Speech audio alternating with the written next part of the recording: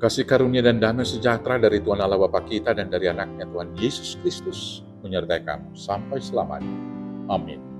Selamat pagi Bapak Ibu Saudaraku yang terkasih dalam Yesus Kristus. Selamat memuliakan Tuhan dengan semua aktivitas yang baik. Dipandu firman Tuhan dari Efesus pasal 1 ayat 9 sampai dengan ayat 10. Demikianlah firman Tuhan. Sebab Ia telah menyatakan rahasia kehendak-Nya kepada kita, sesuai dengan rencana kerelaannya. Itu rencana kerelaan yang dari semula telah ditetapkannya dalam Kristus. Sebagai persiapan kegenapan waktu untuk mempersatukan di dalam Kristus sebagai kepala segala sesuatu, baik yang di surga maupun yang di bumi. Demikianlah firman Tuhan. Bapak Ibu, Saudaraku yang terkasih dalam Yesus Kristus, dari sejak semula Tuhan menciptakan dunia dan seluruh isinya ini dalam satu harmoni yang besar. Dalam keutuhan ciptaan yang sempurna. Keutuhan dan harmoni itu terjaga hanya dengan satu syarat. Semua alam ciptaan harus berpusat kepada Tuhan atau teosentris.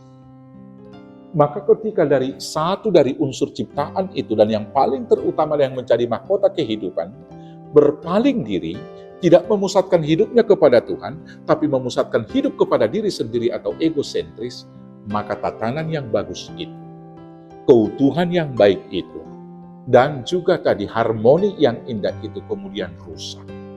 Bumi menemukan onak dan duri. Manusia yang menjadi egosentris tadi, kemudian jatuh ke dalam hukuman, diusir dari Getsemane. Laki-laki berlelah mencari nafkah hidup dan melanjutkan kehidupan. Para wanita kesakitan ketika mengandung dan akan melahirkan. Sehingga melanjutkan generasi hidup ke generasi yang berikut menjadi perjuangan hidup dan mati. Demikianlah tatanan itu kemudian susah, manusia terpisah dari Tuhannya. Maka Tuhan mengembalikan rencana semula itu supaya semuanya disatukan di dalam Tuhan. Maka karena itulah Tuhan mengutus anaknya. Seperti yang sering kita dengar, yaitu di Yohanes 3:16, karena begitu besar kasih Allah akan dunia ini sehingga Dia mengutus anaknya ke dalam dunia, supaya setiap orang yang percaya kepadanya tidak binasa, melainkan beroleh hidup yang kekal. Dan itu yang dilakukan oleh Tuhan, supaya semua yang ada di dunia dan ada yang di surga dipersatukan di dalam Tuhan Yesus.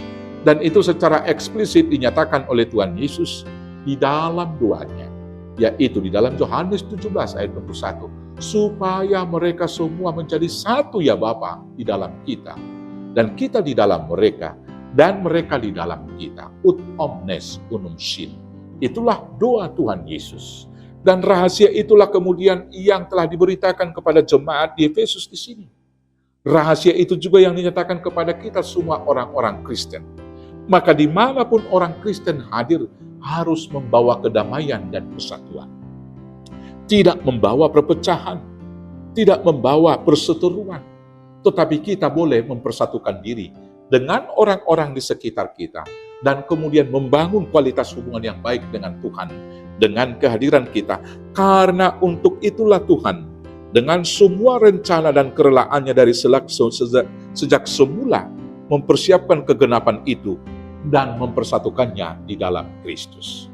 Karena itu, saudara-saudaraku yang terkasih, marilah kita mau dipersatukan dengan Allah di dalam Kristus.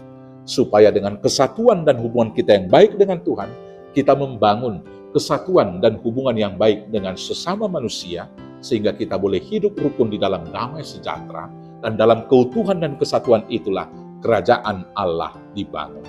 Selamat dipersatukan di dalam Tuhan. Tuhan Yesus memberkati. Amin. Kita bersatu dalam doa. Terima kasih Bapa yang baik, karena kami telah dipersatukan dengan Bapa di dalam diri Yesus Kristus. Biarlah dengan kesatuan kami dengan Tuhan, kami diberangkatkan membangun persekutuan yang rukun dengan sesama kami, sehingga kami ikut dapat menjadi bagian dari kerajaan Allah di dunia ini. Mampukan kuatkan kami melakukan tugas panggilan tersebut Bapa, hanya dengan pertolongan Yesus Kristus Tuhan Juru Selamat kami yang hidup. Amin. Selamat beraktivitas, Tuhan Yesus memberkati. Horas, horas, horas.